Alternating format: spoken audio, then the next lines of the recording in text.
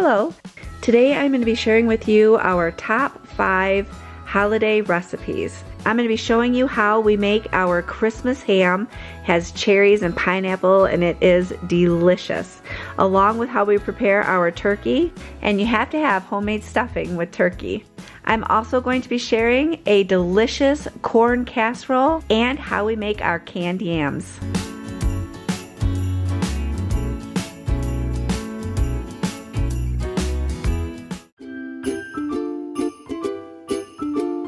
So first, to start off with, we always cook our ham in a roasting pan, and I spray it very generously with cooking spray. And then I add a half a cup of brown sugar.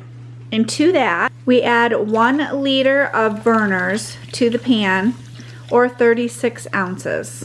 We don't have this in our area. We actually have to order this online. We stir the sugar really well into the Vernors, breaking up any of the bits and pieces or little lumps. We have a can of sliced pineapples, and I add the juice to the pineapples and the juice from a jar of cherries. Stir to combine all of the flavors. We place our ham into the juices. Normally we cut our ham crosswise, but this one actually had lines on it, so Jason just followed the lines. And in the corners of each little square, you place a whole clove. Now that all of the cloves are throughout the top of the ham, I take a toothpick, I stick it through 2 maraschino cherries that have been de-pitted and de-stemmed, and I slide a whole sliced pineapple onto that. We're gonna do this all over the top of the ham. We use every single pineapple ring, and we place that all around the ham. And then for whatever cherries that are left over, we go ahead and we stick those all by themselves into the ham with toothpicks as well. We follow the directions that come with the ham. This one is for $3.25 and it's 20 minutes per pound. But we put the cover on it and we're gonna put that in the oven and get it cooking. Every half hour we baste the ham with the juices.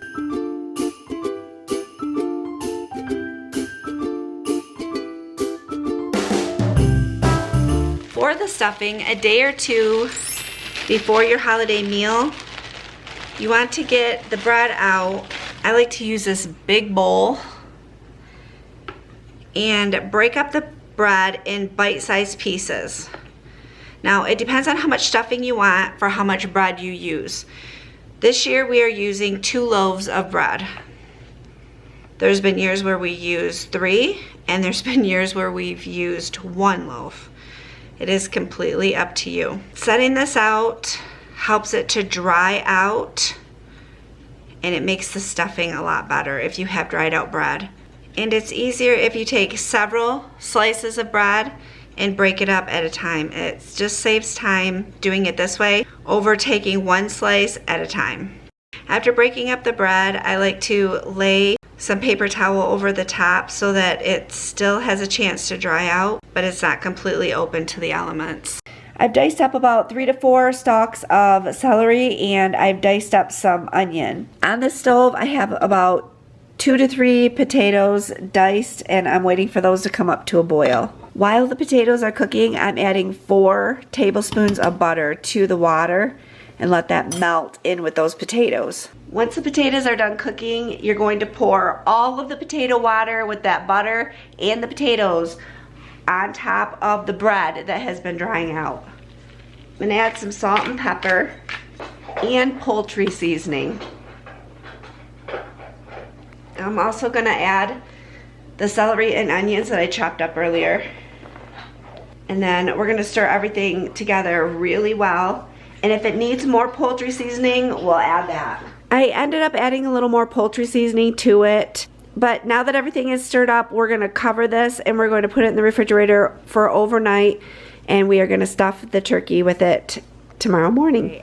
First, we washed the turkey and then we patted it dry with some paper towel. Now Jason has some butter in his hand and he's going over the entire turkey, sides, back, front, all of it with butter, and getting that buttered really, really well. Okay, so I put salt and pepper and poultry seasoning on the turkey. Jason's rubbing in the seasonings really well, and then we're gonna flip it over, butter that side, and season it, just like we did this one. We're taking the stuffing that we made last night, and we're stuffing the cavity of the turkey, and then any remaining, we will put it around the turkey. Okay, we have our turkey in a roasting pan, but you can also cook this in the oven. 325, this one's calling for about 5 hours. For the corn casserole, you need 1 box of Jiffy corn muffin mix. You can use 2 boxes if you want more crust to it, but I find that 1 box is perfectly fine. 1 stick of melted butter, 1 cup of sour cream, 1 can of cream style corn, and 1 can of whole kernel corn undrained. I'm gonna mix all of this together until it is well combined. I'm gonna put this in a 9x13 baking pan that I have sprayed well.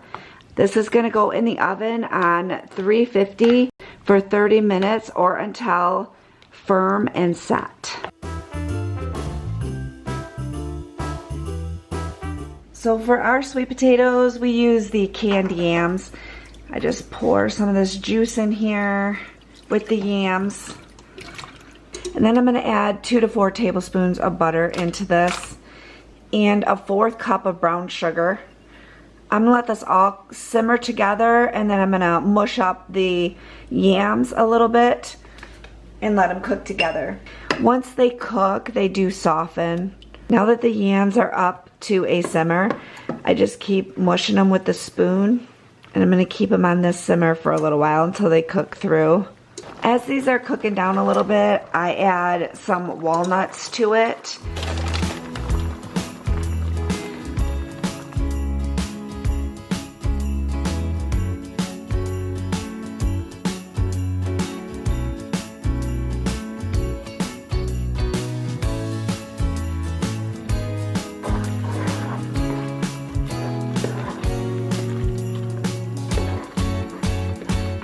This is one of my favorite ways to make sweet potatoes.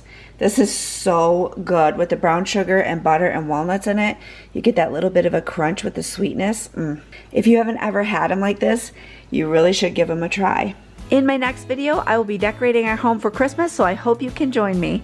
Thank you so much for joining me. I hope you have a wonderful day, and I will see you soon.